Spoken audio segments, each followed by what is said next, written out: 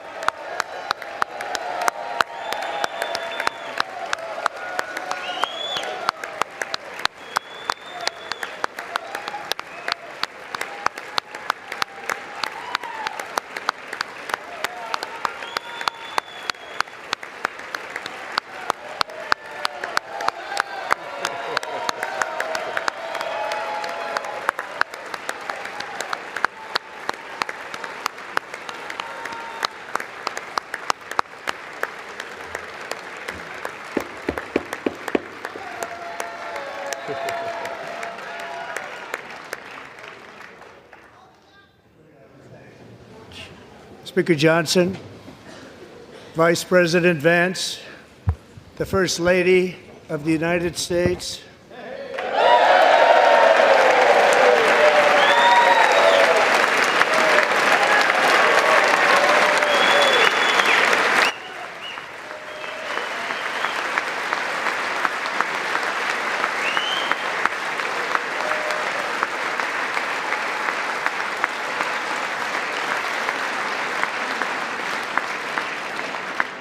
members of the United States Congress, thank you very much.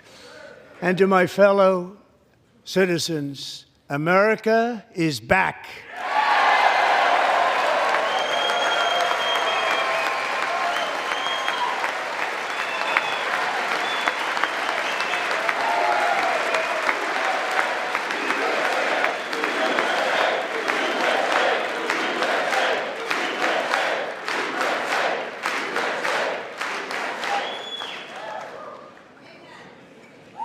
6 weeks ago, I stood beneath the dome of this Capitol and proclaimed the dawn of the golden age of America. From that moment on, it has been nothing but swift and unrelenting action to usher in the greatest and most successful era in the history of our country. We have accomplished more in 43 days than most administrations accomplished in 4 years or 8 years, and we are just getting started.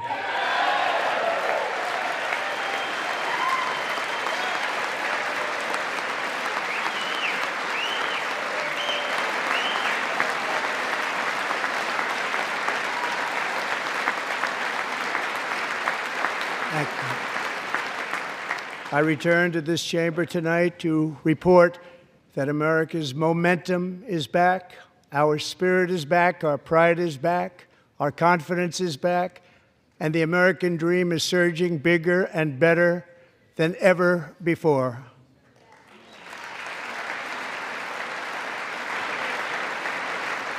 The American dream is unstoppable, and our country is on the verge of a comeback, the likes of which the world has never witnessed and perhaps will never witness again.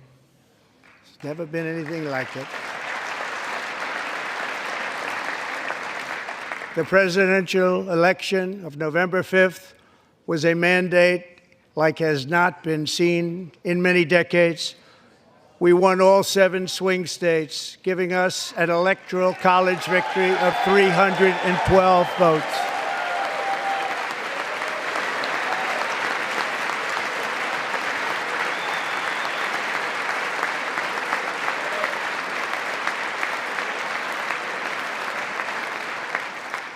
We won the popular vote by big numbers and won counties in our country.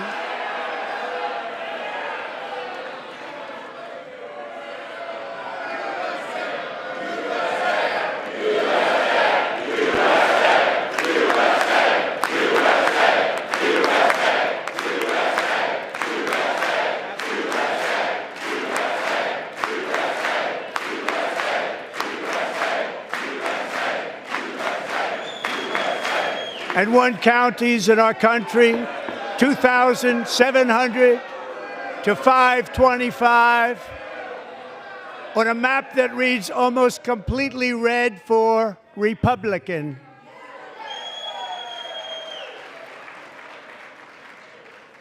Now, for the first time in modern history, more Americans believe that our country is headed in the right direction than the wrong direction. In fact, it's an astonishing record, 27-point swing, the most ever.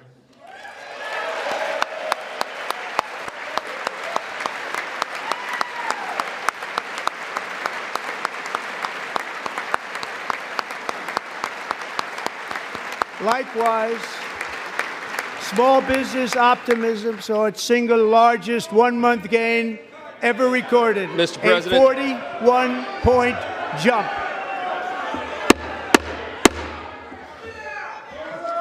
Members are directed to uphold and maintain decorum in the House and to cease any further disruptions.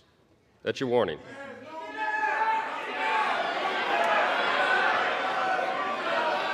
Members are engaging in willful and continuing breach of decorum, and the chair is prepared to direct the Sergeant-at-Arms to restore order to the joint session.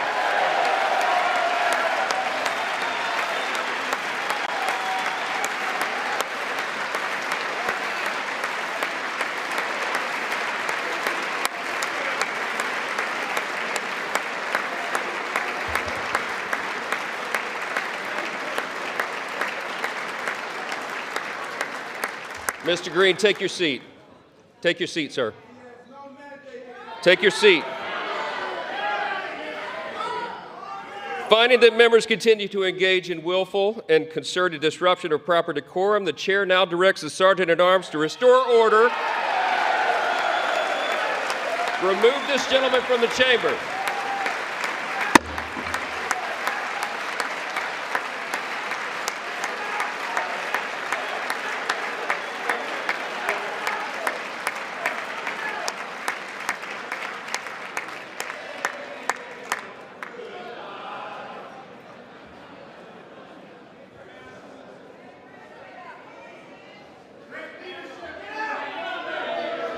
Go.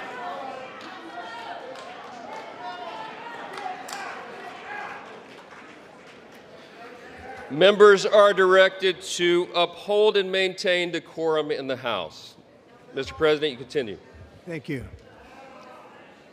Over the past 6 weeks, I have signed nearly 100 executive orders and taken more than 400 executive actions, a record to restore common sense, safety, optimism, and wealth all across our wonderful land.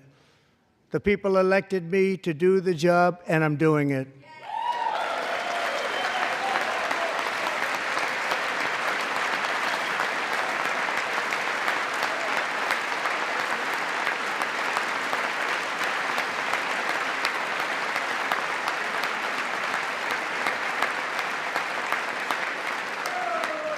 In fact, it has been stated by many that the first month of our presidency, it's our presidency, is the most successful in the history of our nation.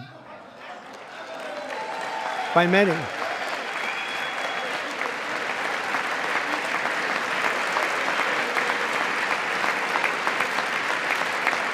And what makes it even more impressive is that, do you know who number 2 is? George Washington. How about that? How about that? I don't know about that list, but we'll take it. Within hours of taking the oath of office, I declared a national emergency on our southern border, and I deployed the U.S. military and Border Patrol to repel the invasion of our country. And what a job they've done. As a result, illegal border crossings last month were by far the lowest ever recorded, ever.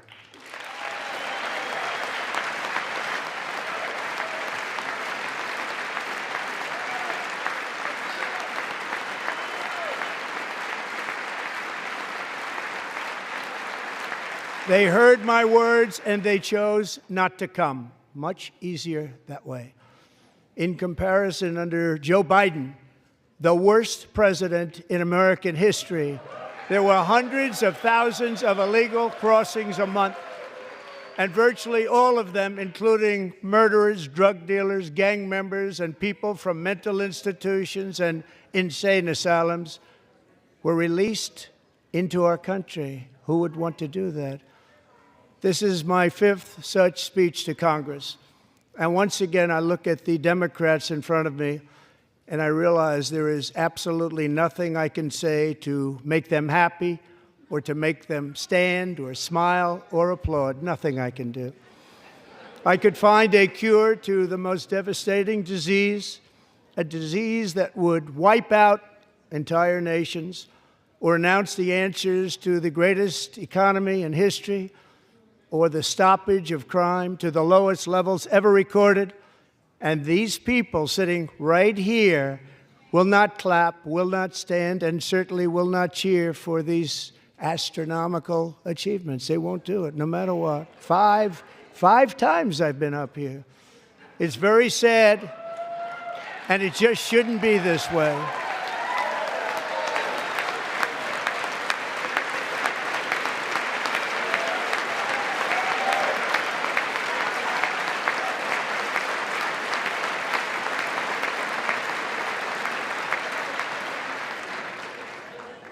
So Democrats sitting before me, for just this one night, why not join us in celebrating so many incredible wins for America?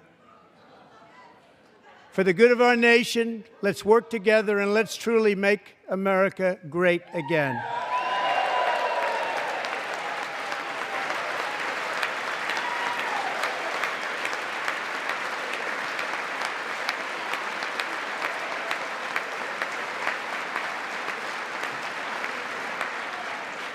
Every day, my administration is fighting to deliver the change America needs to bring a future that America deserves, and we're doing it. This is a time for big dreams and bold action.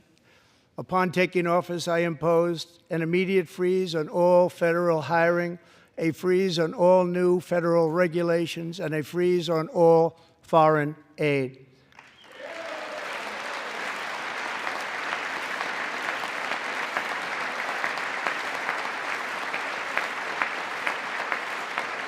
I terminated the ridiculous Green New Scam. I withdrew from the unfair Paris Climate Accord, which was costing us trillions of dollars that other countries were not paying. I withdrew from the corrupt World Health Organization.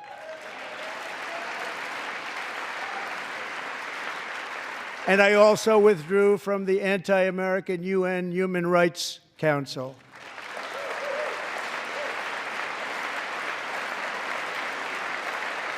We ended all of Biden's environmental restrictions that were making our country far less safe and totally unaffordable. And importantly, we ended the last administration's insane electric vehicle mandate, saving our auto workers and companies from economic destruction.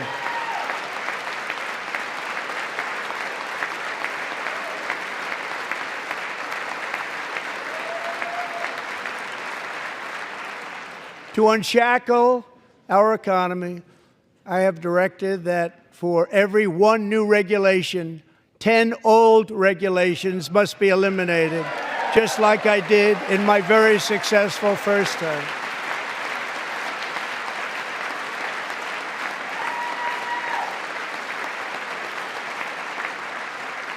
And in that first term, we set records on ending unnecessary rules and regulations like no other president had done before. We ordered all federal workers to return to the office. They will either show up for work in person or be removed from their job.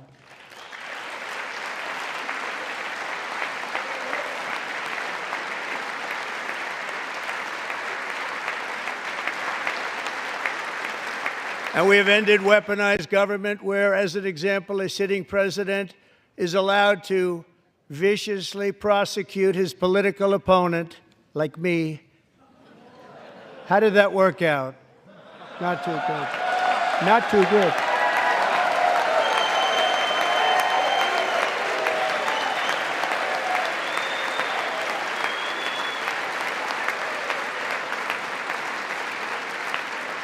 And I have stopped all government censorship and brought back free speech in America. It's back.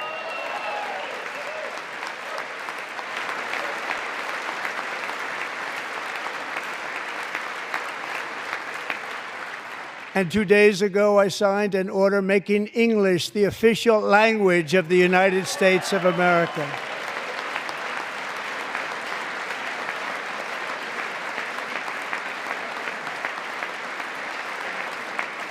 I renamed the Gulf of Mexico the Gulf of America.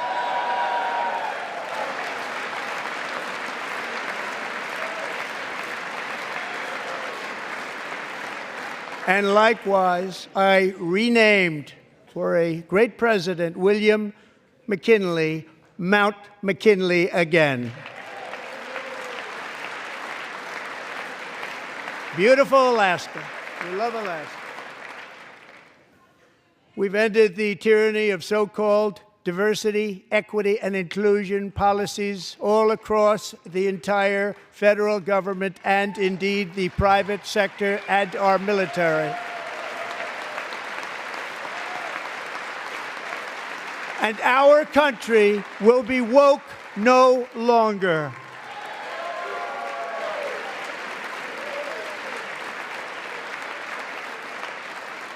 We believe that whether you are a doctor, an accountant, a lawyer, or an air traffic controller, you should be hired and promoted based on skill and competence, not race or gender. Very important.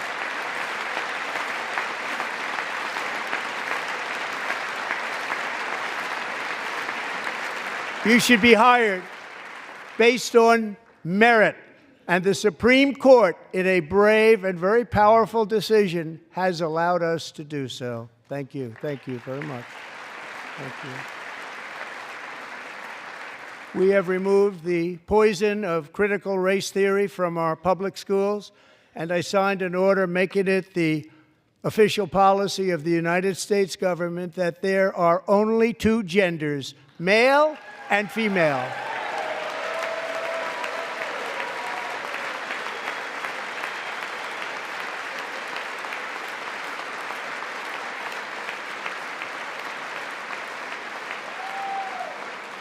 I also signed an executive order to ban men from playing in women's sports.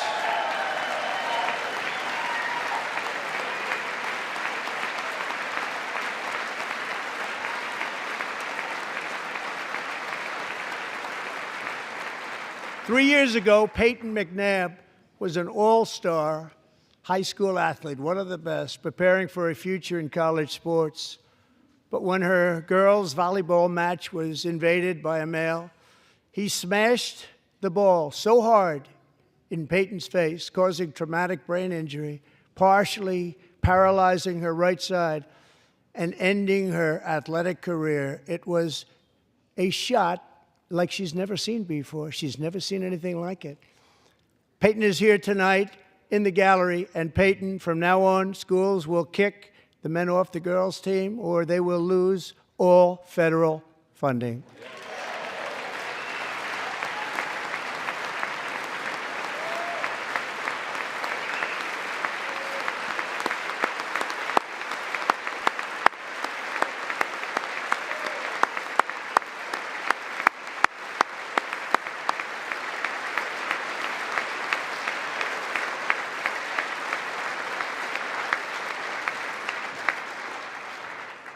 And if you really want to see numbers, just take a look at what happened in the women's boxing, weightlifting, track and field, swimming, or cycling, where a male recently finished a long-distance race 5 hours and 14 minutes ahead of a woman for a new record by 5 hours.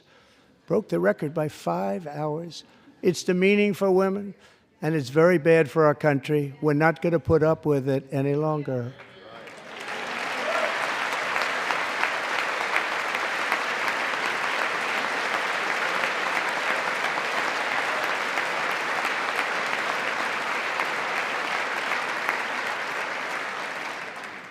What I have just described is only a small fraction of the common sense revolution that is now, because of us, sweeping the entire world.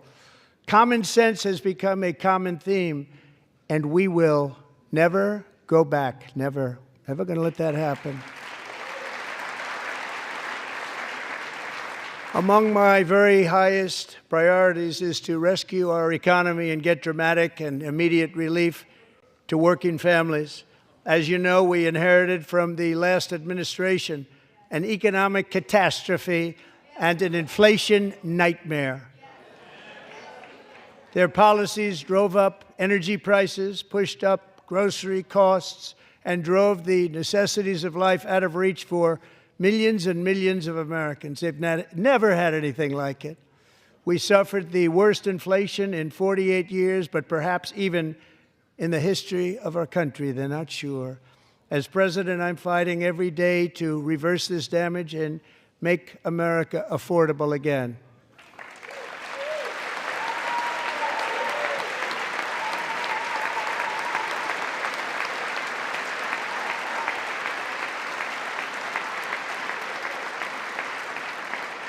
Joe Biden especially let the price of eggs get out of control.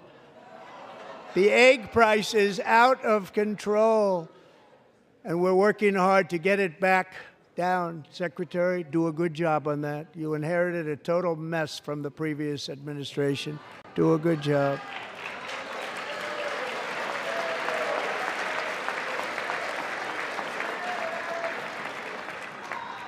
A major focus of our fight to defeat inflation is rapidly reducing the cost of energy.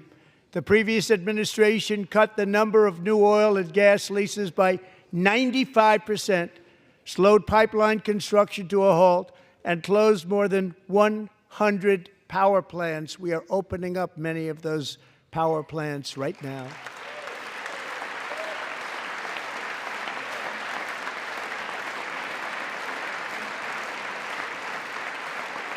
And frankly, we have never seen anything like it.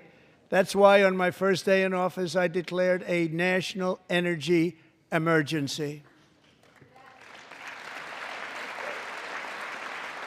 As you've heard me say many times, we have more liquid gold under our feet than any nation on earth, and by far. And now I fully authorize the most talented team ever assembled to go and get it. It's called Drill, Baby, Drill.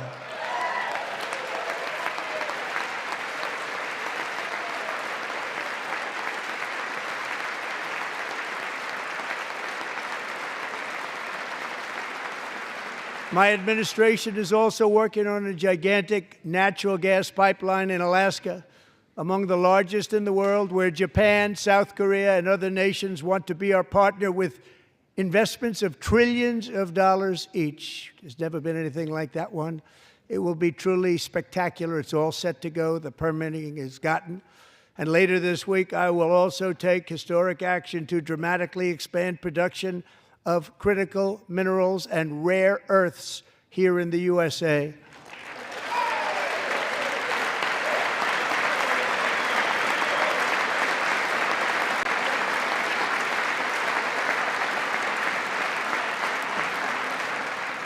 To further combat inflation, we will not only be reducing the cost of energy, but will be ending the flagrant waste of taxpayer dollars.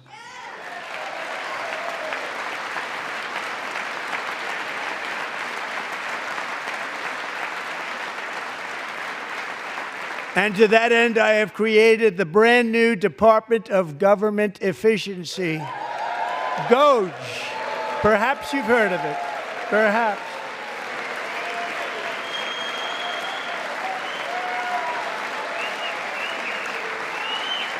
Which is headed by Elon Musk, who is in the gallery tonight.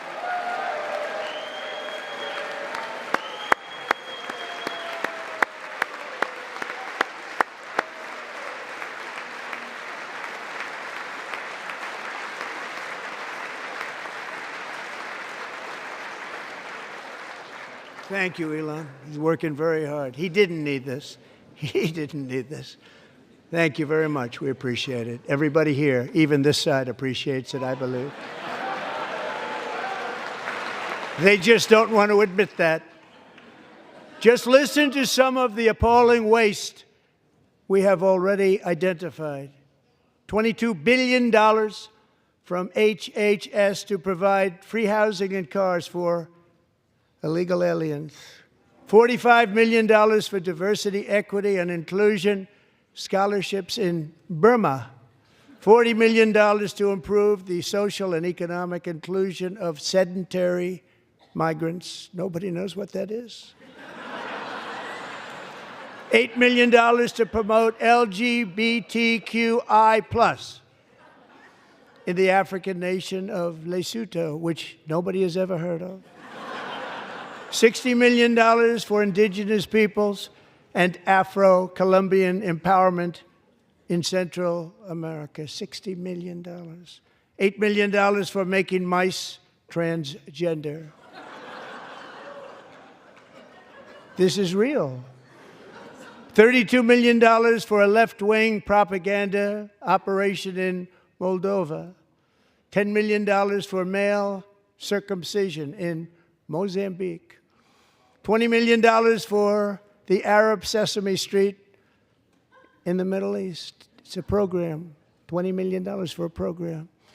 $1.9 billion to recently created Decarbonization of Homes Committee, headed up, and we know she's involved. Just at the last moment, the money was passed over by a woman named Stacey Abrams. Have you ever heard of her? A $3.5 million consulting contract for lavish fish monitoring. $1.5 million for voter confidence in Liberia. $14 million for social cohesion in Mali. $59 million for illegal alien hotel rooms in New York City. He's a real estate developer. He's done very well. $250,000 to increase vegan local climate action innovation in Zambia. $42 million for social and behavior change in Uganda. $14 million for improving public procurement in Serbia. $47 million for improving learning outcomes in Asia. Asia's doing very well with learning. I don't know what we're doing. We should use it ourselves. And $101 million for DEI contracts at the Department of Education, the most ever paid, nothing even like it. Under the Trump administration, all of these scams, and they're far worse, but I didn't think it was appropriate to talk about them. They're so bad. Many more have been found out and exposed and swiftly terminated by a group of very intelligent, mostly young people, headed up by Elon, and we appreciate it. We found hundreds of billions of dollars of fraud.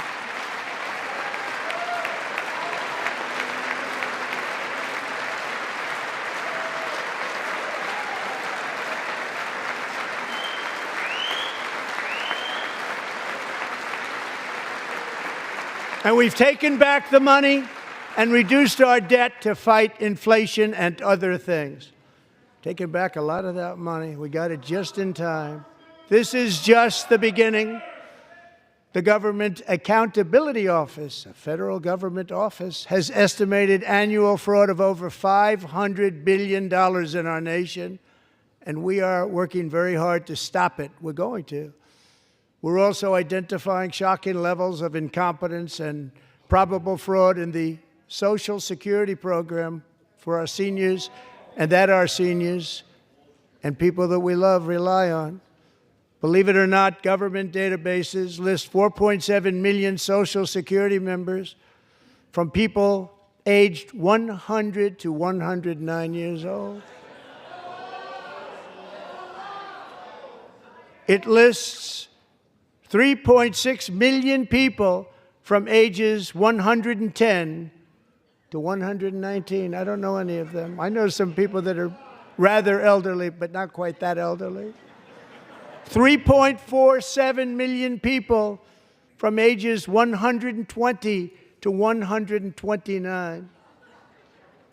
3.9 million people from ages 130 to 139. 3.5 million people from ages 140 to 149. And money is being paid to many of them, and we're searching right now. In fact, Pam, good luck. Good luck. You're going to find it. But a lot of money is paid out to people because it just keeps getting paid, and nobody does, and it really hurts Social Security and hurts our country. 1.3 million people from ages 150 to 159, and over 130,000 people, according to the Social Security databases, are age over 160 years old. We have a healthier country than I thought, Bobby.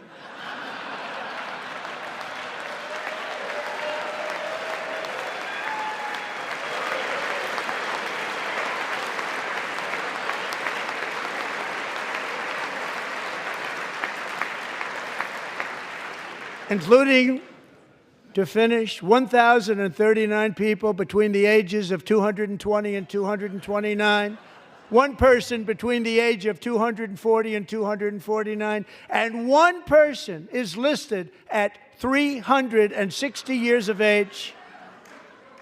More than 100 years older than our country. But we're going to find out where that money's going, and it's not going to be pretty. By slashing all of the fraud, waste, and theft we can find, we will defeat inflation, bring down mortgage rates, lower car payments and grocery prices, protect our seniors, and put more money in the pockets of American families.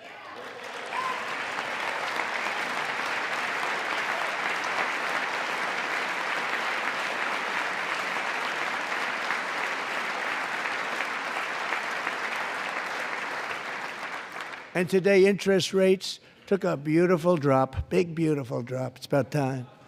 And in the near future, I want to do what has not been done in 24 years, balance the federal budget. We're going to balance it.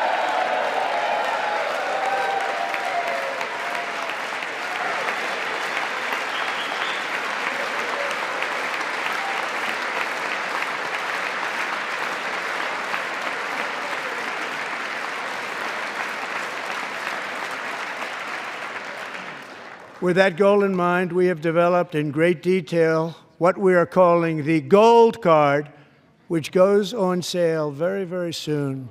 For $5 million, we will allow the most successful job-creating people from all over the world to buy a path to U.S. citizenship. It's like the green card, but better and more sophisticated. And these people will have to pay tax in our country. They won't have to pay tax from where they came. The money that they've made, you wouldn't want to do that, but they have to pay tax, create jobs. They'll also be taking people out of colleges and paying for them so that we can keep them in our country instead of having them being forced out.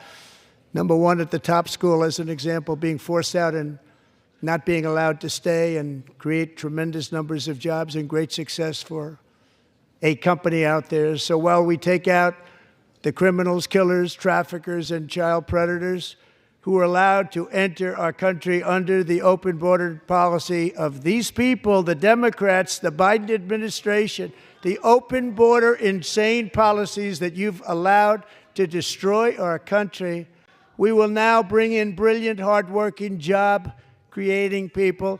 They're going to pay a lot of money, and we're going to reduce our debt with that money.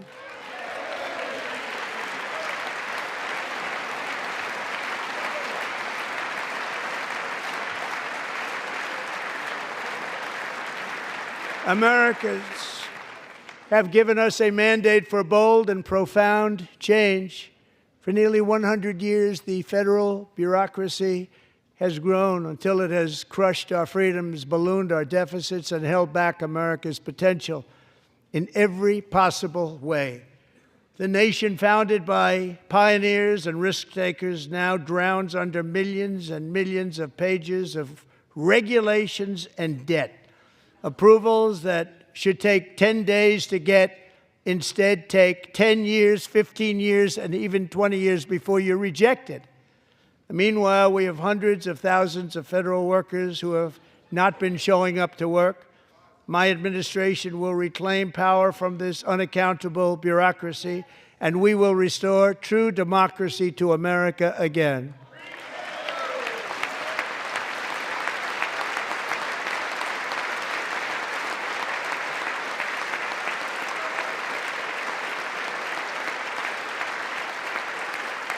And any federal bureaucrat who resists this change will be removed from office immediately. Because we are draining the swamp. It's very simple. And the days of rule by unelected bureaucrats are over.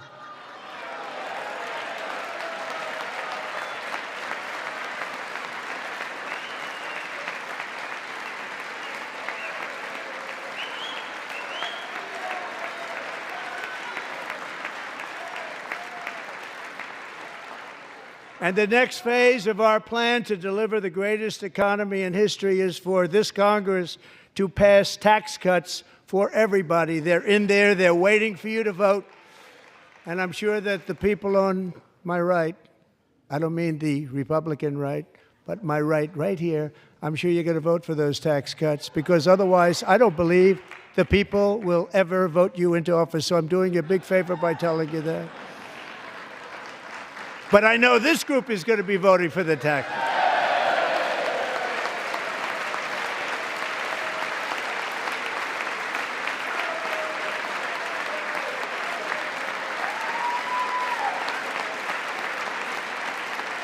Thank you. It's a very, very big part of our plan. We had tremendous success in our first term with it. A very big part of our plan. We're seeking permanent income tax cuts all across the board. And to get urgently needed relief to Americans hit especially hard by inflation, I'm calling for no tax on tips, no tax on overtime, and no tax on Social Security benefits for our great seniors.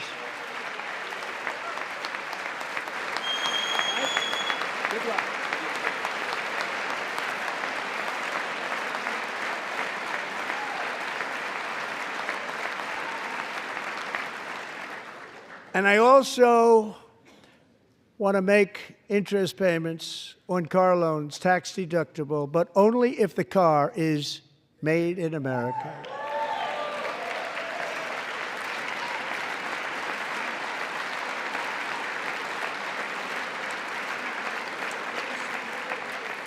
And by the way, we're going to have growth in the auto industry like nobody's ever seen. Plants are opening up all over the place. Deals are being made. Never seen. That's a combination of the election win and tariffs. It's a beautiful word, isn't it? That, along with our other policies, will allow our auto industry to absolutely boom. It's going to boom. Spoke to the majors today, all three, the top people, and they're so excited. In fact, already numerous car companies have announced that they will be building massive automobile plants in America, with Honda just announcing a new plant in Indiana, one of the largest anywhere in the world.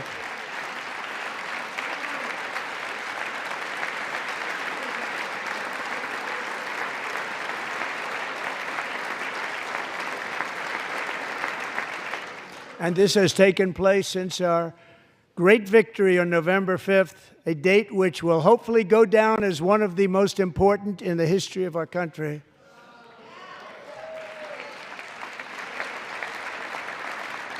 In addition, as part of our tax cuts, we want to cut taxes on domestic production and all manufacturing. And just as we did before, we will provide 100% expensing. It will be retroactive to January 20th, 2025.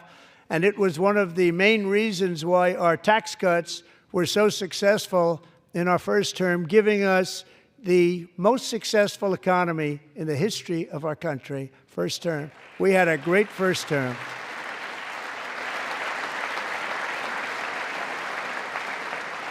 If you don't make your product in America, however, under the Trump administration, you will pay a tariff, and in some cases, a rather large one. Other countries have used tariffs against us for decades, and now it's our turn to start using them against those other countries. On average, the European Union, China, Brazil, India, Mexico, and Canada, have you heard of them? And countless other nations charge us tremendously higher tariffs than we charge them. It's very unfair. India charges us auto tariffs higher than 100%. China's average tariff on our products is twice what we charge them. And South Korea's average tariff is 4 times higher. Think of that, 4 times higher. And we give so much help militarily and in so many other ways to South Korea. But that's what happens. This is happening by friend and foe. This system is not fair to the United States and never was. And so on April 2nd, I wanted to make it April 1st, but I didn't want to be accused of April Fool's Day. That's not, just one day cost us a lot of money. But we're going to do it in April. I'm a very superstitious person. April 2nd reciprocal tariffs kick in. And whatever they tariff us, other countries, we will tariff them. That's reciprocal, back and forth. Whatever they tax us, we will tax them. If they do non-monetary tariffs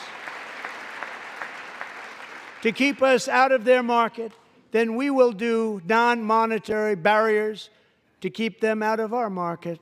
There's a lot of that, too. They don't even allow us in their market. We will take in trillions and trillions of dollars and create jobs like we have never seen before. I did it with China, and I did it with others, and the Biden administration couldn't do anything about it because there was so much money they couldn't do anything about it. We have been ripped off for decades by nearly every country on earth, and we will not let that happen any longer.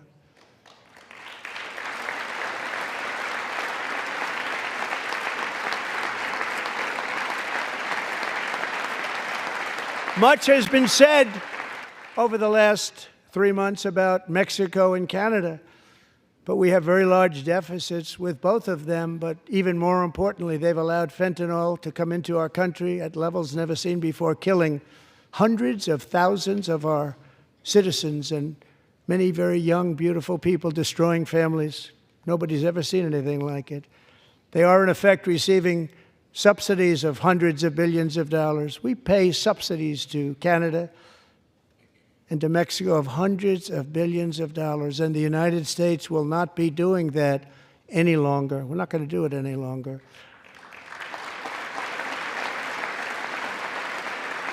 Thanks to our America First policies we're putting into place, we have had $1.7 trillion of new investment in America in just the past few weeks. The combination of the election and our economic policies that people of SoftBank, one of the most brilliant anywhere in the world, announced a $200 billion investment. OpenAI and Oracle, Larry Ellison, announced $500 billion investment, which they wouldn't have done if Kamala had won.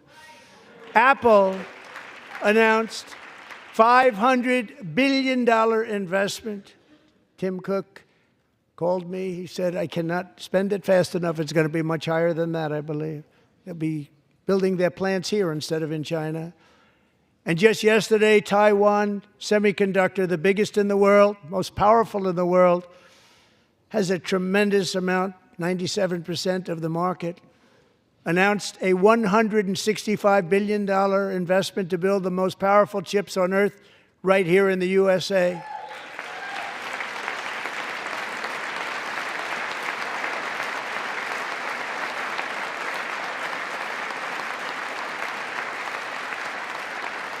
And we're not giving them any money. Your CHIPS Act is a horrible, horrible thing. We give hundreds of billions of dollars, and it doesn't mean a thing. They take our money and they don't spend it. All that meant to them, we're giving them no money. All that was important to them was they didn't want to pay the tariffs, so they came and they're building, and many other companies are coming. We don't have to give them money.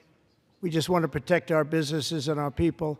And they will come because they won't have to pay tariffs if they build in America. So it's very amazing. You should get rid of the CHIP Act, and whatever's left over, Mr. Speaker, you should use it to reduce debt or any other reason you want to.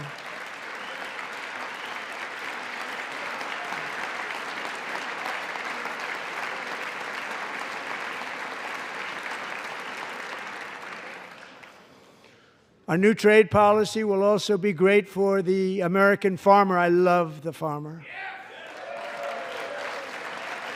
who will now be selling into our home market, the USA, because nobody is going to be able to compete with you. Because those goods that come in from other countries and companies, they're really in a bad position in so many different ways. They're uninspected.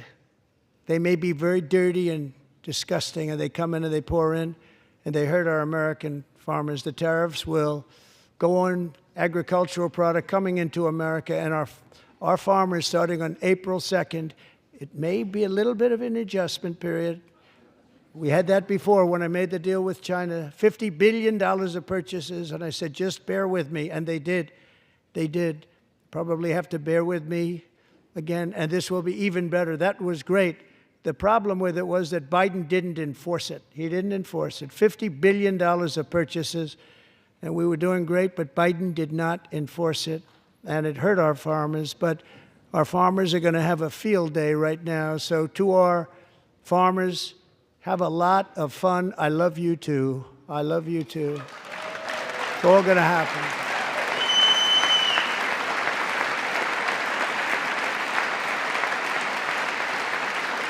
And I have also imposed a 25% tariff on foreign aluminum, copper, lumber, and steel, because if we don't have, as an example, steel and lots of other things, we don't have a military, and frankly, we just won't have a country very long.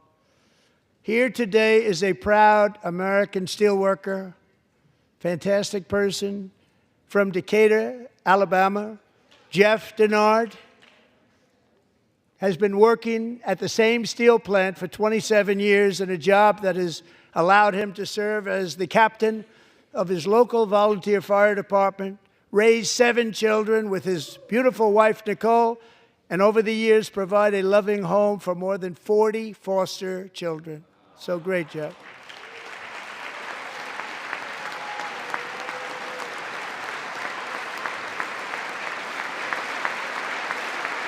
Thank you, Jeff.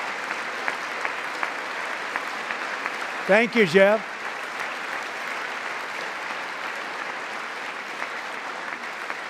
Stories like Jeff's remind us that tariffs are not just about protecting American jobs. They're about protecting the soul of our country. Tariffs are about making America rich again and making America great again, and it's happening, and it will happen rather quickly. There'll be a little disturbance, but we're okay with that. It won't be much. No, you're not. Oh. And look where Biden took us. Very low, the lowest we've ever been. Jeff, I want to thank you very much. And I also want to recognize another person who has devoted herself to foster care community. She works so hard on it. A very loving person, our magnificent First Lady of the United States.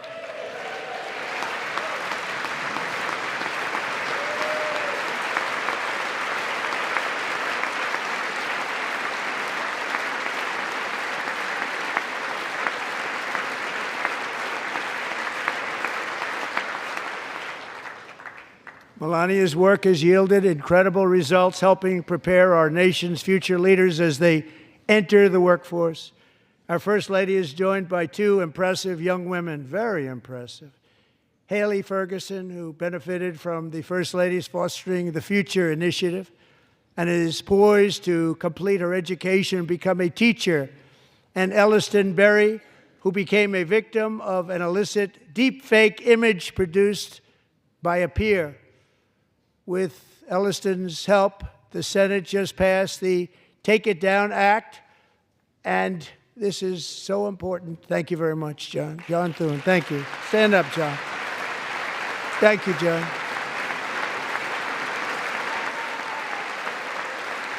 Thank you all very much.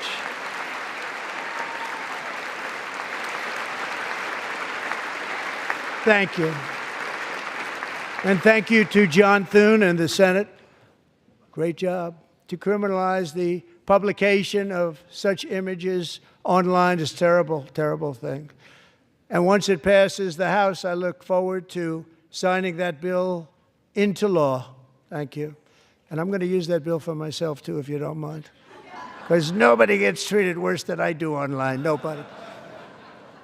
That's great. Thank you very much to the Senate. Thank you.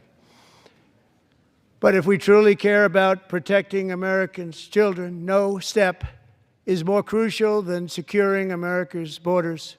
Over the past 4 years, 21 million people poured into the United States. Many of them were murderers, human traffickers, gang members, and other criminals from the streets of dangerous cities all throughout the world. Because of Joe Biden's insane and very dangerous open border policies, they are now strongly embedded in our country, but we are getting them out and getting them out fast.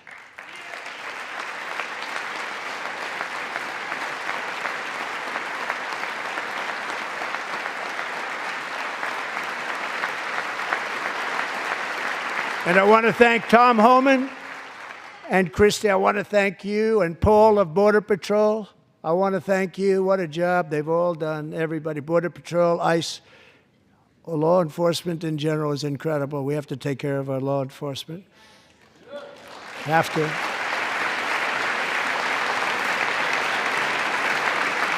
Last year,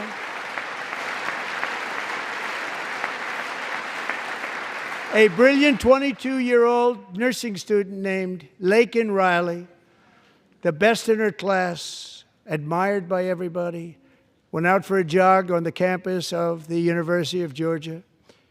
That morning, Laken was viciously attacked, assaulted, beaten, brutalized, and horrifically murdered. Laken was stolen from us by a savage illegal alien gang member who was arrested while trespassing across Biden's open southern border and then set loose into the United States under the heartless policies of that failed administration. It was indeed a failed administration. He had then been arrested and released in a Democrat-run sanctuary city, a disaster, before ending the life of this beautiful young angel. With us this evening are Laken's beloved mother, Allison, and her sister, Lauren.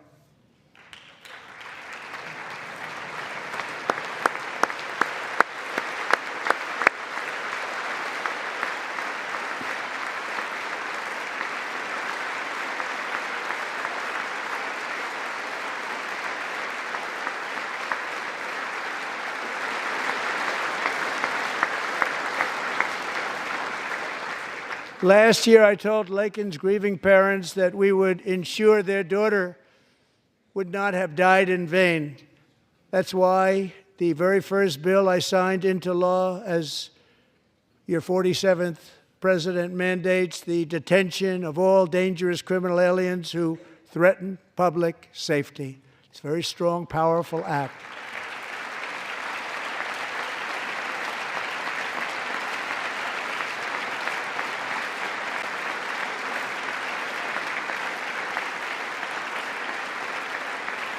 It's called the Laken-Riley Act. So Allison and Lauren, America will never, ever forget our beautiful Laken Hope Riley.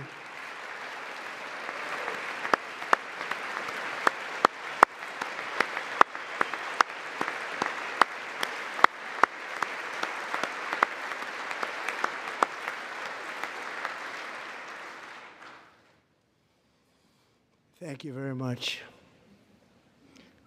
Since taking office, my administration has launched the most sweeping border and immigration crackdown in American history, and we quickly achieved the lowest numbers of illegal border crossers ever recorded. Thank you.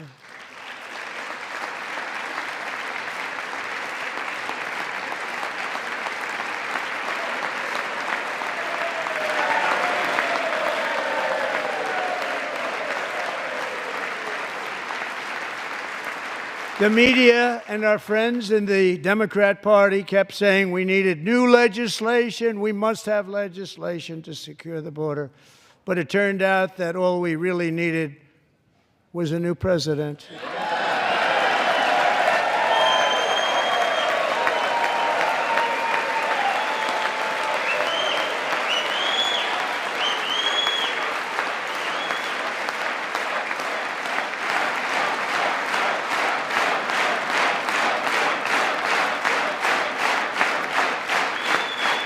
Thank you. Joe Biden didn't just open our borders, he flew illegal aliens over them to overwhelm our schools, hospitals, and communities throughout the country. Entire towns like Aurora, Colorado, and Springfield, Ohio, buckled under the weight of the migrant occupation and corruption like nobody's ever seen before. Beautiful towns destroyed.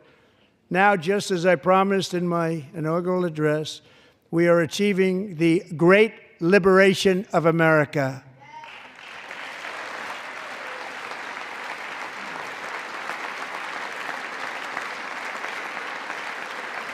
But there still is much work to be done. Here tonight is a woman I have gotten to know, Alexis Nungari from Houston. Wonderful woman. Last June, Alexis's 12-year-old daughter, her precious Jocelyn, walked to a nearby convenience store. She was kidnapped, tied up, assaulted for 2 hours under a bridge, and horrifically murdered. Arrested and charged with this heinous crime are 2 illegal alien monsters from Venezuela, released into America by the last administration through their ridiculous open border. The death of this beautiful 12-year-old girl and the agony of her mother and family touched our entire nation greatly. Alexis, I promised that we would always remember your daughter, your magnificent daughter, and earlier tonight, I signed an order keeping my word to you. One thing I have learned about Jocelyn is that she loved animals so much. She loved nature. Across Galveston Bay, from where Jocelyn lived in Houston, you will find a magnificent national wildlife refuge, a pristine, peaceful, 34,000-acre sanctuary for all of God's creatures on the edge of the Gulf of America. Alexis, moments ago, I formally renamed that refuge in loving memory of your beautiful daughter, Jocelyn. So, Mr. Vice President, if you would, may I have the order?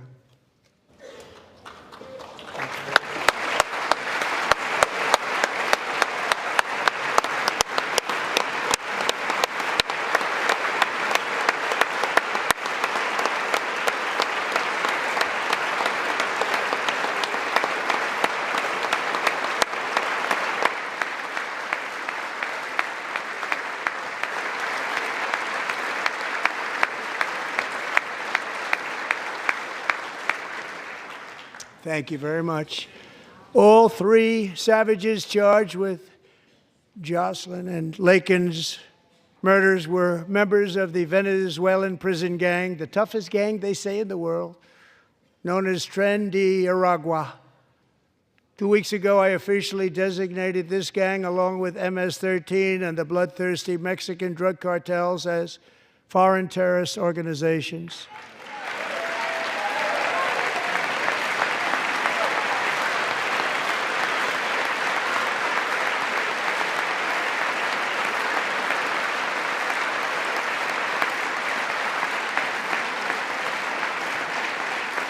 They are now officially in the same category as ISIS, and that's not good for them. Countless thousands of these terrorists were welcomed into the U.S. by the Biden administration. But now every last one will be rounded up and forcibly removed from our country, or, if they're too dangerous, put in jails, standing trial in this country, because we don't want them to come back ever. With us this evening is a warrior on the front lines of that battle, Border Patrol Agent Roberto Ortiz.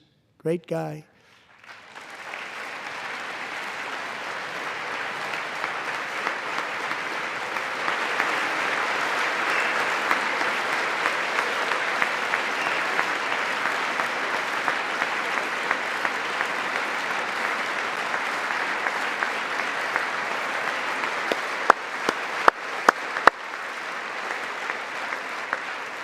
In January, Roberto and another agent were patrolling by the Rio Grande near an area known as Cartel Island. Doesn't sound too nice to me.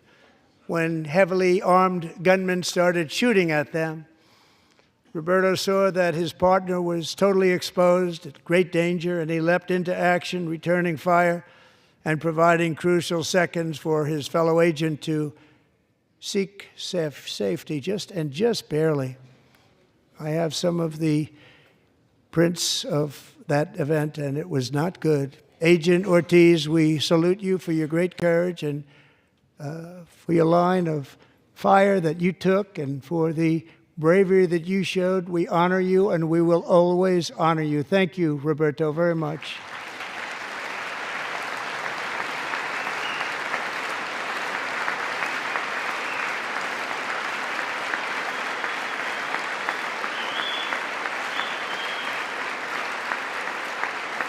Thank you, Roberta.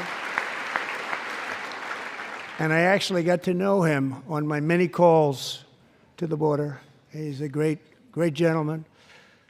The territory to the immediate south of our border is now dominated entirely by criminal cartels that murder, rape, torture, and exercise total control. They have total control over a whole nation, posing a grave threat to our national security. The cartels are waging war on America, and it's time for America to wage war on the cartels, which we are doing.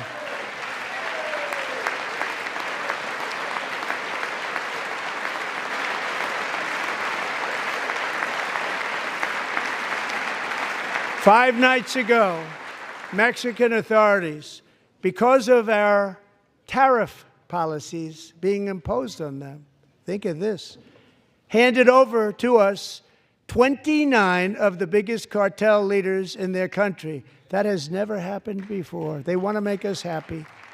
First time ever.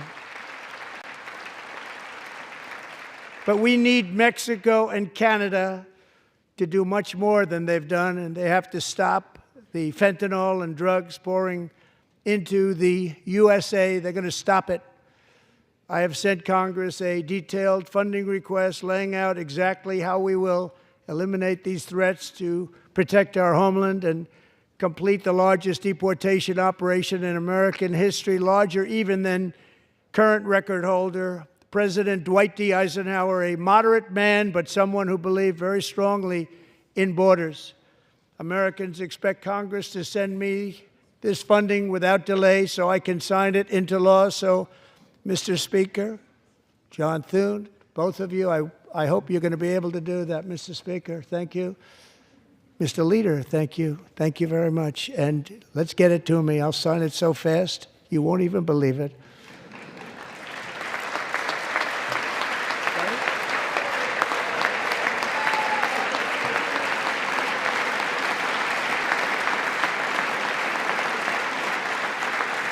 And as we reclaim our sovereignty, we must also bring back law and order to our cities and towns.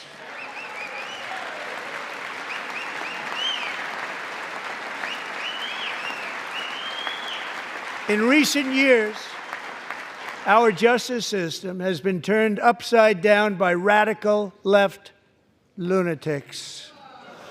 Many jurisdictions virtually ceased enforcing the law against dangerous repeat offenders while weaponizing law enforcement against political opponents like me.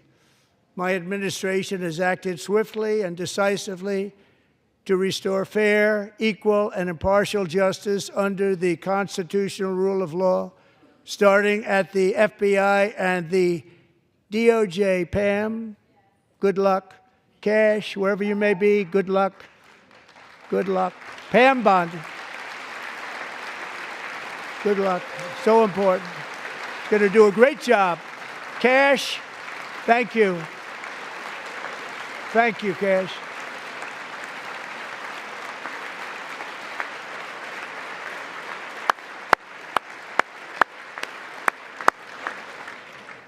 They've already started very strong. They're going to do a fantastic job. You're going to be very proud of them.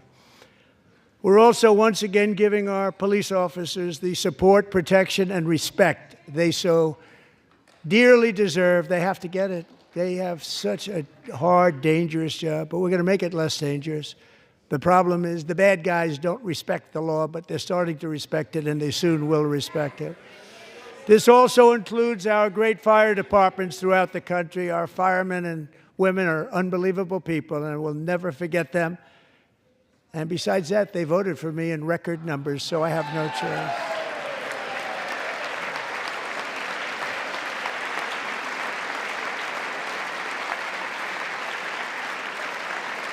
One year ago this month, 31-year-old New York police officer Jonathan Diller, unbelievably wonderful person and a great officer, was gunned down at a traffic stop on Long Island. I went to his funeral.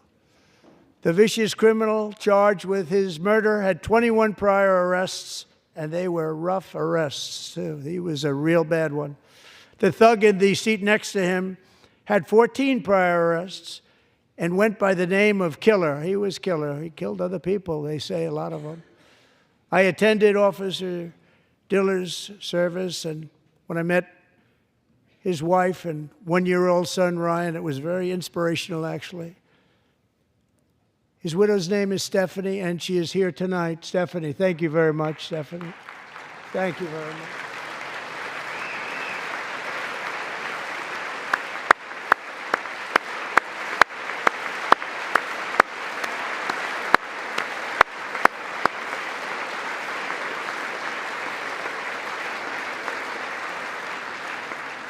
Stephanie, we're going to make sure that Ryan knows his dad was a true hero, New York's finest, and we're going to get these cold-blooded killers and repeat offenders off our streets, and we're going to do it fast.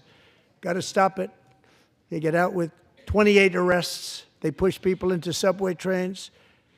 They hit people over the head, back of the head with baseball bats. We got to get them out of here. I've already signed an executive order requiring a mandatory death penalty for anyone who murders a police officer. And tonight I'm asking Congress to pass that policy into permanent law.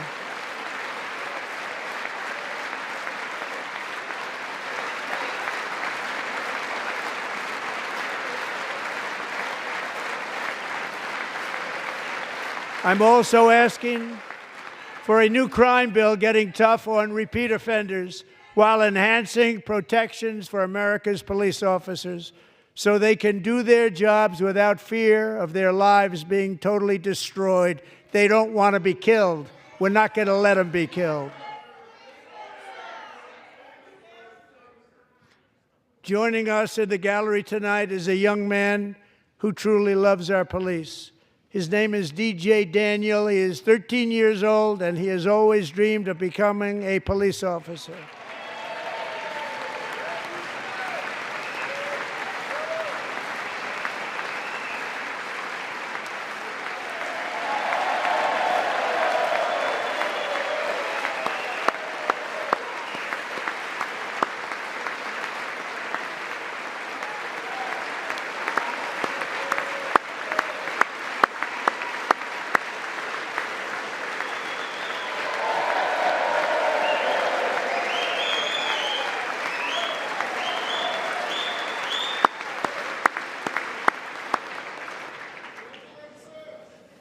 But in 2018, DJ was diagnosed with brain cancer.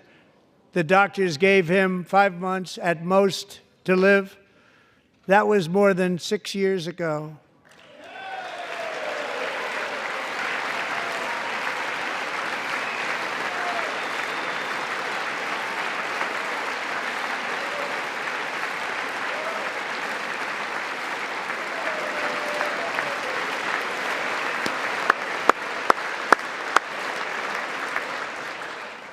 Since that time, DJ and his dad have been on a quest to make his dream come true, and DJ has been sworn in as an honorary law enforcement officer, actually a number of times. The police love him, the police departments love him.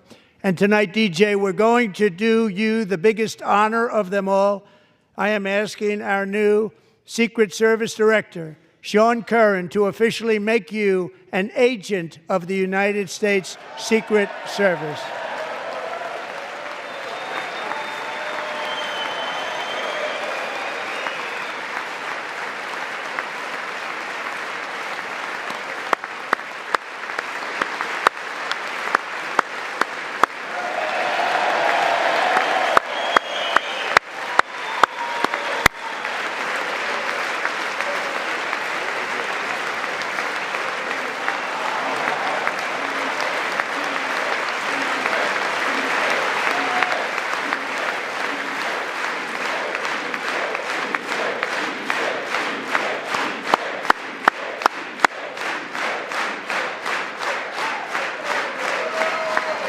Thank you, DJ. DJ's doctors believe his cancer likely came from a chemical he was exposed to when he was younger. Since 1975, rates of child cancer have increased by more than 40%. Reversing this trend is one of the top priorities for our new Presidential Commission to Make America Healthy Again, chaired by our new Secretary of Health and Human Services, Robert F. Kennedy, Jr.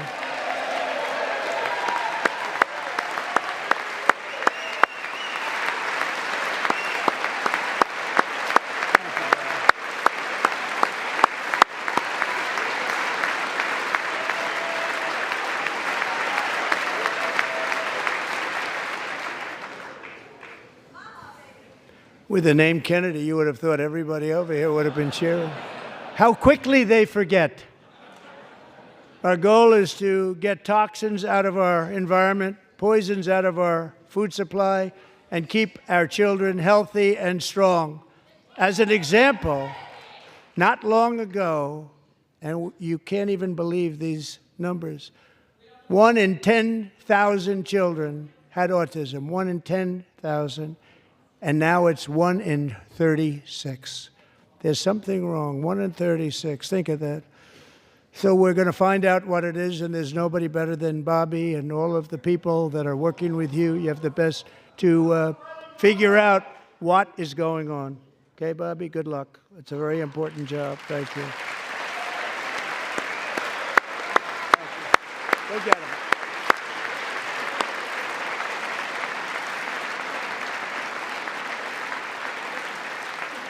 Thank you. My administration is also working to protect our children from toxic ideologies in our schools. A few years ago, January Littlejohn and her husband discovered that their daughter's school had secretly socially transitioned their 13-year-old little girl.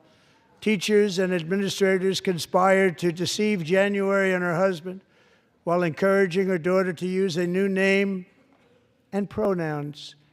They, them pronoun, actually, all without telling January, who is here tonight and is now a courageous advocate against this form of child abuse. January, thank you. Thank you. Thank you very much.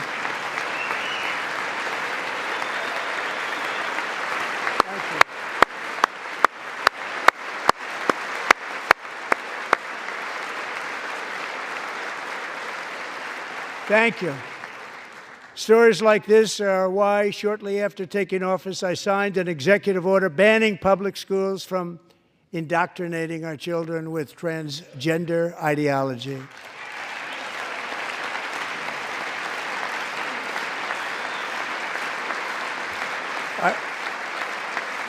I also signed an order to cut off all taxpayer funding to any institution that engages in the sexual mutilation of our youth.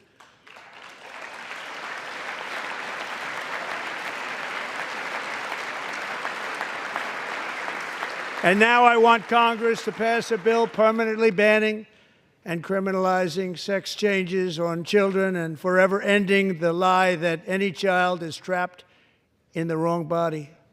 This is a big lie.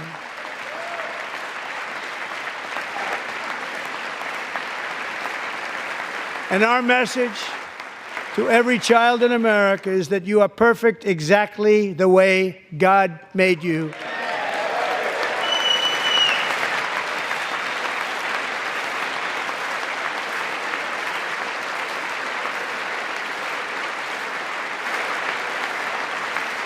Because we're getting wokeness out of our schools and out of our military, and it's already out, and it's out of our society. We don't want it.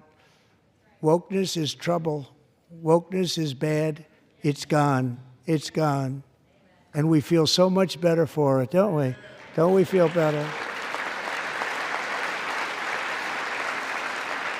Our service members won't be activists and ideologues. They will be fighters and warriors. They will fight for our country. And Pete, congratulations. Secretary of Defense, congratulations.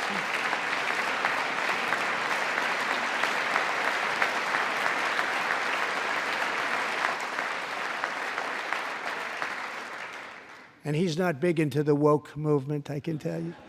I know him well. I am pleased to report that in January, the U.S. Army had its single best recruiting month in 15 years, and that all armed services are having among the best recruiting results ever in the history of our services. What a difference.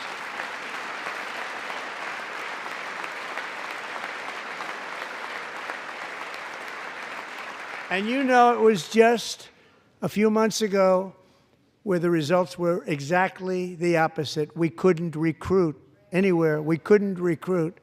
Now we're having the best results just about that we've ever had. What a tremendous turnaround. It's really a beautiful thing to see. People love our country again. It's very simple. They love our country, and they love being in our military again. So it's a great thing, and thank you very much. Great job. Thank you.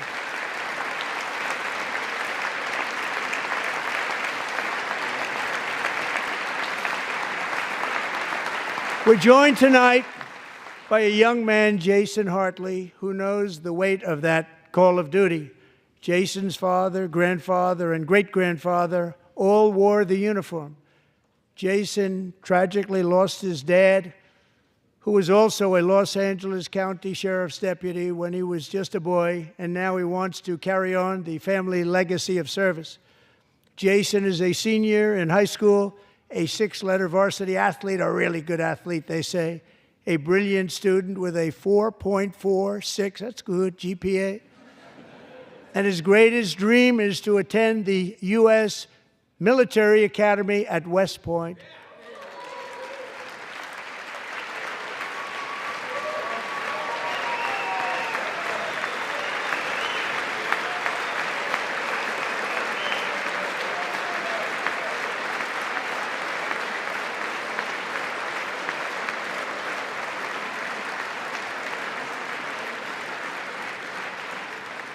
And Jason, that's a very big deal getting in. That's a hard one to get into. But I'm pleased to inform you that your application has been accepted.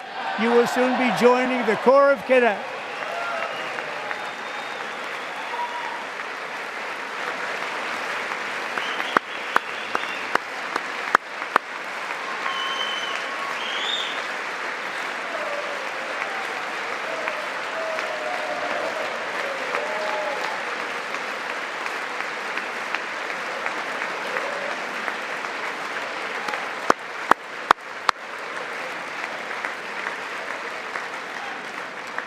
Thank you. Jason, you're going to be on the long gray line, Jason. As Commander-in-Chief, my focus is on building the most powerful military of the future. As a first step, I'm asking Congress to fund a state-of-the-art Golden Dome missile defense shield to protect our homeland, all made in the USA.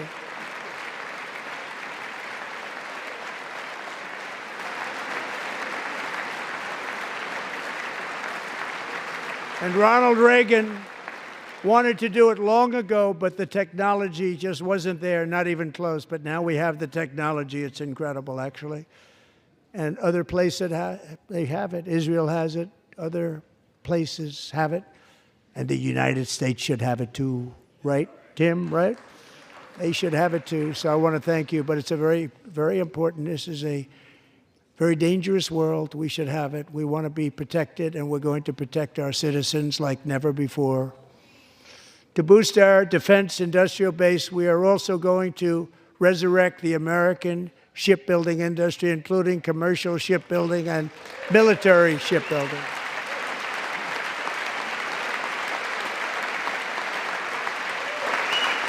And for that purpose, I am announcing tonight that we will create a new Office of Shipbuilding in the White House and offer special tax incentives to bring this industry home to America where it belongs. We used to make so many ships. We don't make them anymore very much, but we're going to make them very fast, very soon. It will have a huge impact. To further enhance our national security, my administration will be reclaiming the Panama Canal, and we've already started doing it.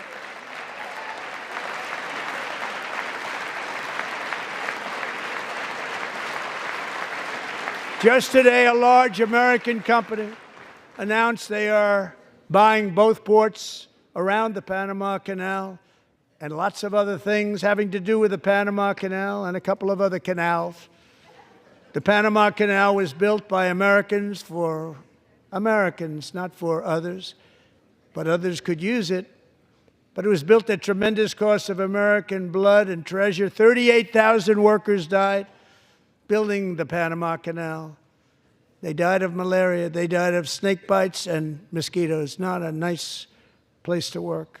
They paid them very highly to go there, knowing there was a 25% chance that they would die. The most expensive project also that was ever built in our country's history, if you bring it up to modern day costs. It was given away by the Carter administration for $1, but that agreement has been violated very severely. We didn't give it to China. We gave it to Panama, and we're taking it back.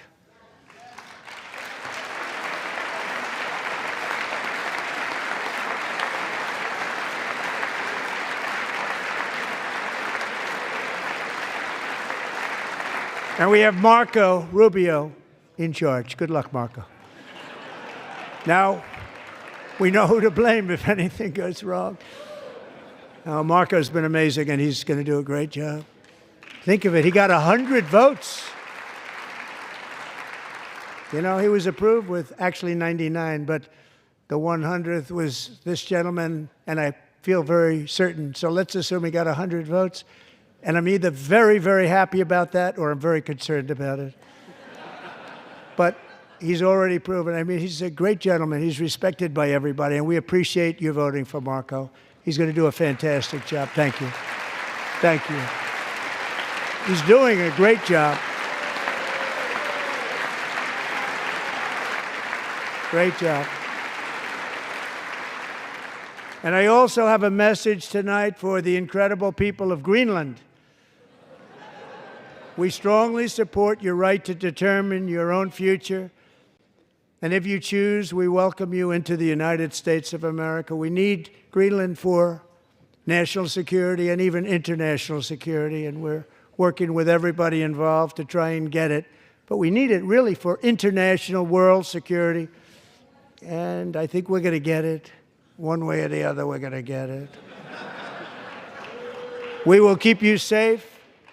We will make you rich, and together we will take Greenland to heights like you have never thought possible before.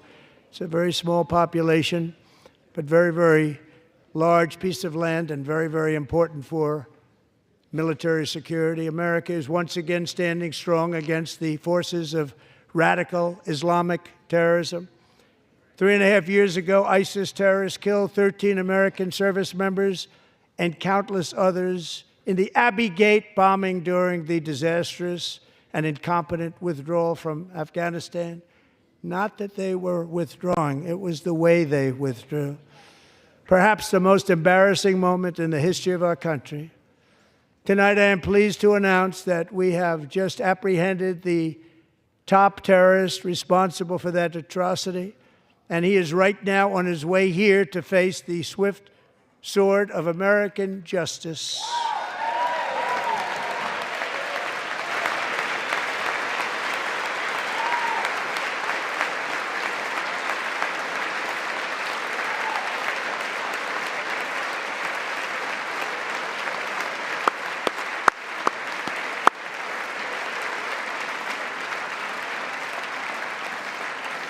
And I want to thank especially the government of Pakistan for helping arrest this monster.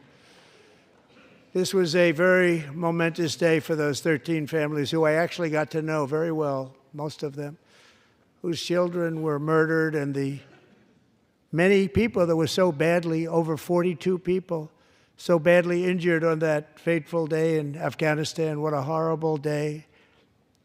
Such incompetence was shown.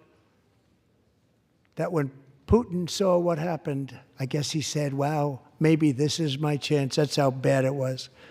Should have never happened. Grossly incompetent people. I spoke to many of the parents and loved ones, and they're all in our hearts tonight. Just spoke to them on the phone. We had a big call. Every one of them called, and everybody was on the line, and they did nothing but cry with happiness. They were very happy, as happy as you can be under those circumstances. Their child, brother, sister, son, daughter was killed for no reason whatsoever. In the Middle East, we're bringing back our hostages from Gaza. In my first term, we achieved one of the most groundbreaking peace agreements in generations, the Abraham Accords.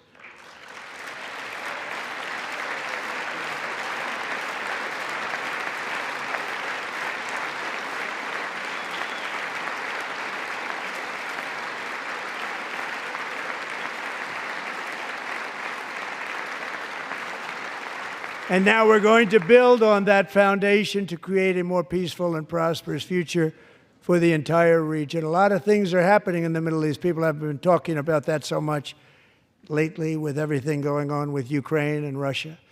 But a lot of things are happening in the Middle East. It's a rough neighborhood, actually. I'm also working tirelessly to end the savage conflict in Ukraine. Millions of Ukrainians and Russians have been needlessly killed or wounded in this horrific and brutal conflict with no end in sight. The United States has sent hundreds of billions of dollars to support Ukraine's defense with no security, with no anything.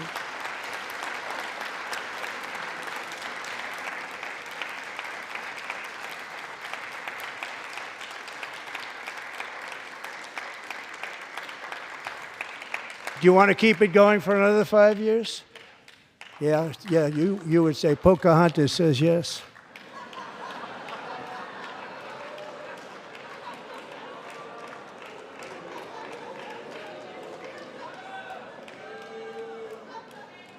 "2,000 people are being killed every single week. More than that. They're Russian young people. They're Ukrainian young people. They're not Americans. But I want it to stop. Meanwhile, Europe has sadly spent more money buying Russian oil and gas than they have spent on defending Ukraine, by far. Think of that. They've spent more buying Russian oil and gas than they have defending. And we've spent perhaps $350 billion, like taking candy from a baby. That's what happened. And they've spent $100 billion. What a difference that is. And we have an ocean separating us, and they don't. But we're getting along very well with them, and lots of good things are happening. Biden has authorized more money in this fight than Europe has spent by billions and billions of dollars. It's hard to believe that they wouldn't have stopped it and said at some point, come on, let's equalize. You got to be equal to us. But that didn't happen. Earlier today, I received an important letter from President Zelensky of Ukraine. The letter reads, "Ukraine is ready to come to the negotiating table as soon as possible to bring lasting peace closer. Nobody wants peace more than the Ukrainians," he said. "My team and I stand ready to work under President Trump's strong leadership to get a peace that lasts. We do really value how much America has done to help Ukraine maintain its sovereignty and independence. Regarding the agreement on minerals and security, Ukraine is ready to sign it at any time that is convenient for you." I appreciate that he sent this letter, just got it a little while ago. Simultaneously, we've had serious discussions with Russia and have received strong signals that they are ready for peace. Wouldn't that be beautiful? Wouldn't that be beautiful?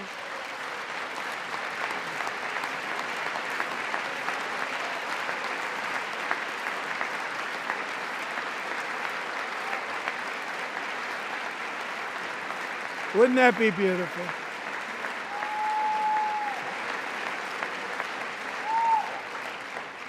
It's time to stop this madness. It's time to halt the killing. It's time to end this senseless war. If you want to end wars, you have to talk to both sides. Nearly 4 years ago, amid rising tensions, a history teacher named Mark Fogel was detained in Russia and sentenced to 14 years in a penal colony. Rough stuff. The previous administration barely lifted a finger to help him. They knew he was innocent, but they had no idea where to begin. But last summer, I promised his 95-year-old mother, Malphine, that we would bring her boy safely back home. After 22 days in office, I did just that, and they are here tonight.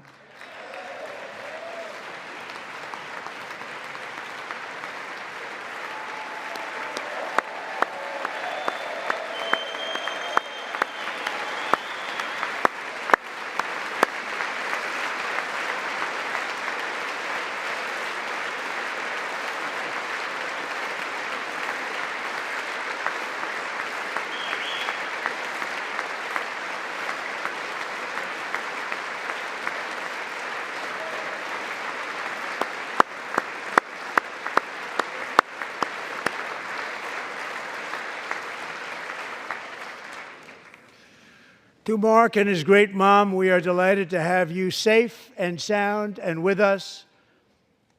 As fate would have it, Mark Fogel was born in a small rural town in Butler, Pennsylvania. Have you heard of it? Where his mother has lived for the past 78 years. I just happened to go there last July 13th for a rally. That was not pleasant. And that is where I met his beautiful mom right before I walked onto that stage. And I told her I would not forget what she said about her son. And I never did I? Never forgot. Less than 10 minutes later, at that same rally, gunfire rang out, and a sick and deranged assassin unloaded 8 bullets from his sniper's perch into a crowd of many thousands of people. My life was saved by a fraction of an inch, but some were not so lucky. Corey Comparator was a firefighter, a veteran, a Christian, a husband, a devoted father, and above all, a protector. When the sound of gunshots pierced the air, it was a horrible sound. Corey knew instantly what it was and what to do. He threw himself on top of his wife and daughters and shielded them from the bullets with his own body. Corey was hit really hard. You know the story from there. He sacrificed his life to save theirs. 2 others, very fine people, were also seriously hit. But thankfully, with the help of 2 great country doctors, we thought they were gone, and they were saved. So those doctors had great talent. We're joined by Corey's wife, Helen, who was his high school sweetheart, and their 2 beloved daughters, Allison and Kaylee. Thank you.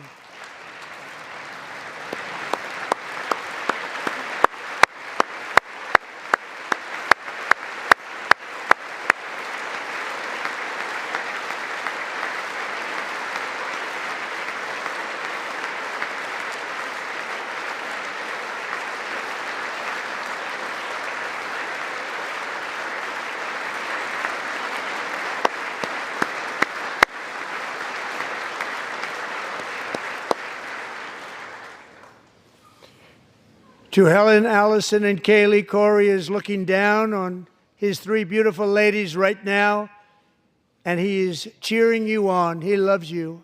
He is cheering you on. Corey was taken from us much too soon, but his destiny was to leave us all with a shining example of the selfless devotion of a true American patriot. It was love like Corey's that built our country, and it's love like Corey's that is going to make our country more majestic than ever before. I believe that my life was saved that day in Butler for a very good reason. I was saved by God to make America great again. I believe that. Thank you. Thank you.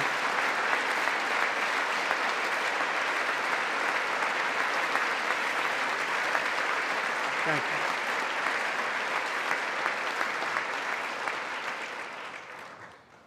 Thank you very much. From the patriots of Lexington and Concord to the heroes of Gettysburg and Normandy, from the warriors who crossed the Delaware to the trailblazers who climbed the Rockies, and from the legends who soared at Kitty Hawk to the astronauts who touched the moon, Americans have always been the people who defied all odds, transcended all dangers, made the most extraordinary sacrifices, and did whatever it took to defend our children, our country, and our freedom. And as we have seen in this chamber tonight, that same strength, faith, love, and spirit is still alive and thriving in the hearts of the American people. Despite the best efforts of those who would try to censor us, silence us, break us, destroy us, Americans are today a proud, free, sovereign, and independent nation that will always be free, and we will fight for it till death. We will never let anything happen to our beloved country, because we are a country of doers, dreamers, fighters, and survivors. Our ancestors crossed a vast ocean, strode into the unknown wilderness, and carved their fortunes from the rock and soil of a perilous and very dangerous frontier. They chased our destiny across a boundless continent. They built the railroads, laid the highways, and graced the world with American marvels like the Empire State Building, the mighty Hoover Dam, and the towering Golden Gate Bridge. They lit the world with electricity, broke free of the force of gravity, fired up the engines of American industry, vanquished the communists, fascists, and Marxists all over the world, and gave us countless modern wonders sculptured out of iron, glass, and steel. We stand on the shoulders of these pioneers who won and built the modern age, these workers who poured their sweat into the skylines of our cities, these warriors who shed their blood on fields of battle and gave everything they had for our rights and for our freedom. Now it is our time to take up the righteous cause of American liberty. And it is our turn to take America's destiny into our own hands and begin the most thrilling days in the history of our country. This will be our greatest era. With God's help, over the next 4 years, we are going to lead this nation even higher, and we are going to forge the freest, most advanced, most dynamic, and most dominant civilization ever to exist on the face of this earth. We are going to create the highest quality of life, build the safest and wealthiest and healthiest and most vital communities anywhere in the world. We are going to conquer the vast frontiers of science, and we are going to lead humanity into space and plant the American flag on the planet Mars and even far beyond.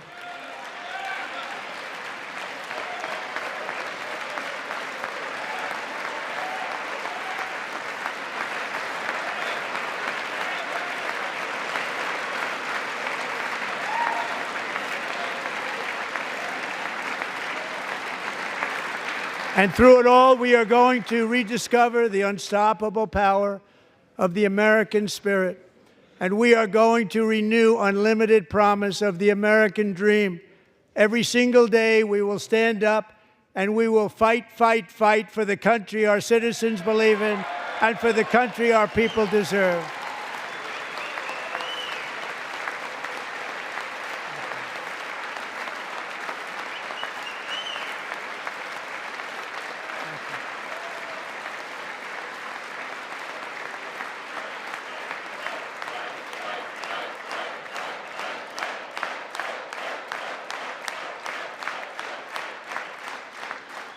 My fellow Americans, get ready for an incredible future, because the golden age of America has only just begun.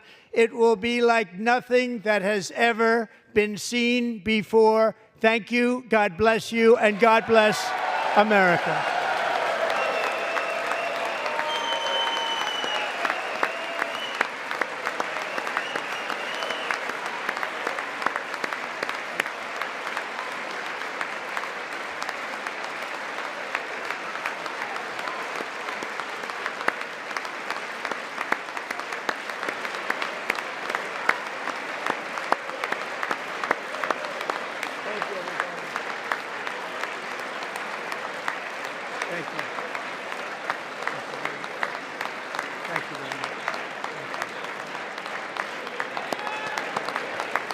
Thank you very much.